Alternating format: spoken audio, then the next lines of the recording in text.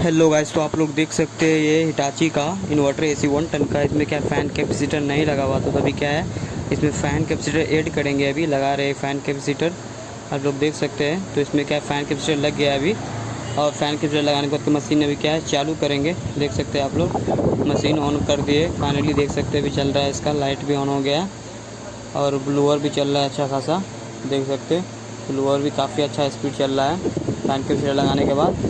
और फाइनली इसका फिटिंग